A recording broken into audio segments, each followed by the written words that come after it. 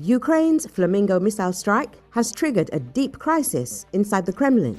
The attack on Russia's oil infrastructure exposes the internal weakness of Putin's system and the growing conflict between factions that keep his rule together.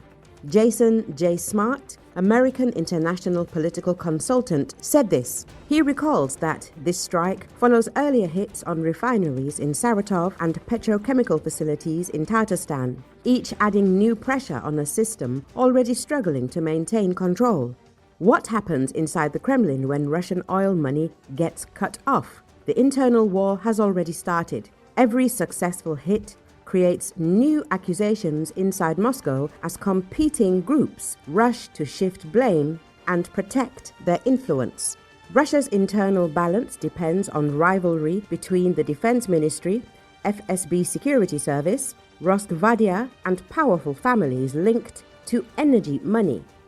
The Flamingo strike highlights failures of Russia's air defenses, adding stress to officials who must explain why expensive systems failed to stop missiles aimed at strategic assets far from the front, the expert added.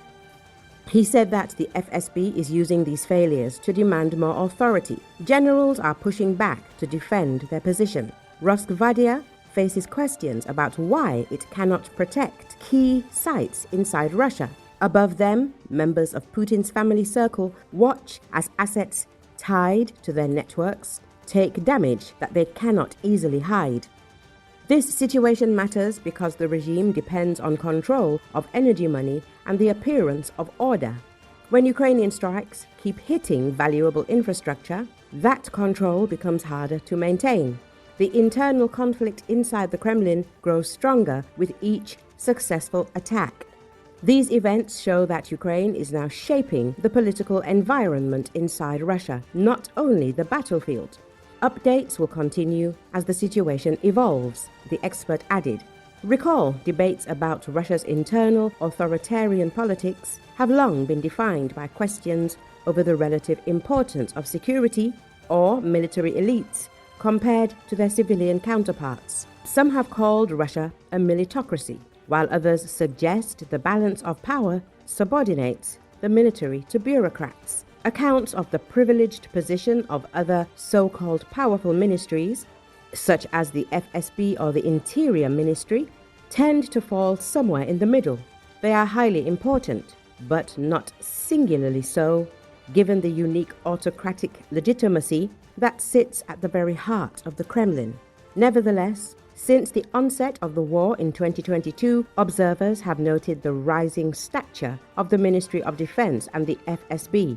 Because of the ongoing need for material and the armed forces reconstitution, the MOD now directs a large portion of Russia's economy. Further, veterans of the invasion have been identified by President Vladimir Putin himself as being critical future assets for the regime's delayed but inevitable generational passing of the torch within its elite cohorts.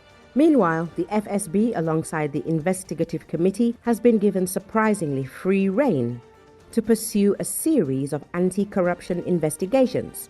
It has also been aggrandizing its role as an institution of regime oversight, both in society and in the military itself. Talk of Russia's looming transformation into a security service-run police state was terribly premature in the 2000s, but more recent evidence could point in that direction.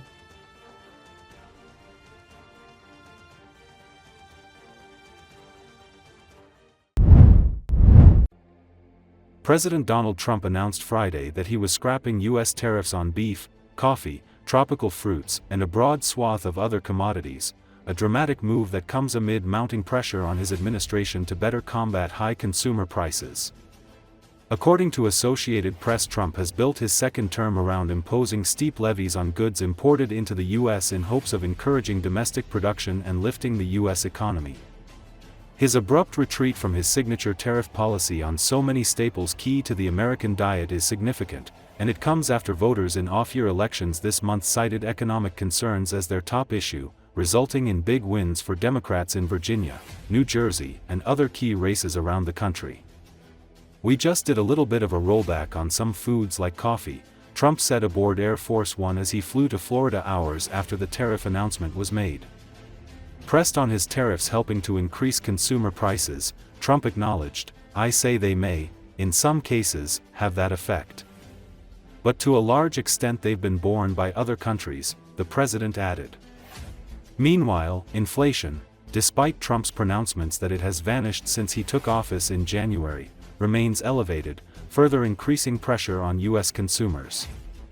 The Trump administration has insisted that its tariffs had helped fill government coffers and weren't a major factor in higher prices at grocery stores around the country.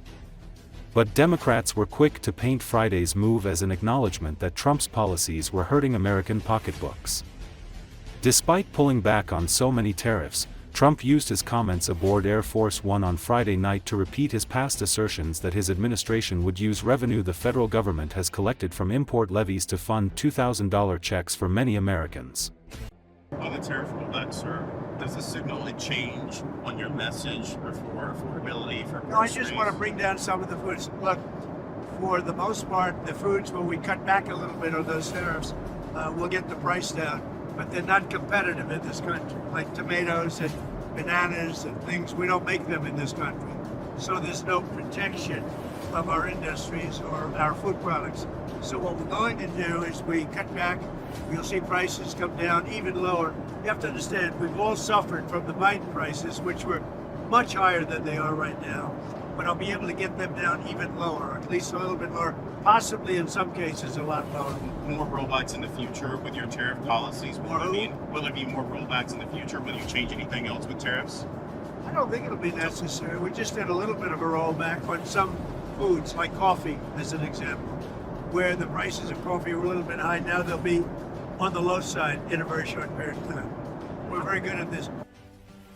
You've said that tariffs do not increase prices for consumers, but now you're lowering tariffs. I didn't say they don't. I say they may in some cases, but to a large extent they've been borne by the country. As an example, we have virtually no inflation, and yet we've taken in hundreds of billions of dollars. When you add all of the benefits, the single greatest thing we have right now is the use of tariffs, and I use them properly. For years they've been used against us, and I think, whether you call them tariffs or anything else, if you didn't use them, you really would have an unguarded disaster on your hands. Will those $2,000 payments, will that be inflationary? Because previously Republicans have said that sending money to people like in refineries. Yeah, well, the difference is this is money earned as opposed to money that was made up. That money was made up. Biden gave like the Inflation Reduction Act, which did not reduce inflation, and it wasn't meant to, and they admitted it was a phony name. But they spent hundreds of billions of dollars on a fake deal called the Inflation Reduction Act. That was made up money. When I pay people $2,000 each for low and moderate income and middle income people, everybody but the rich will get this. That's not made up, that's real money. That comes from other countries, yeah.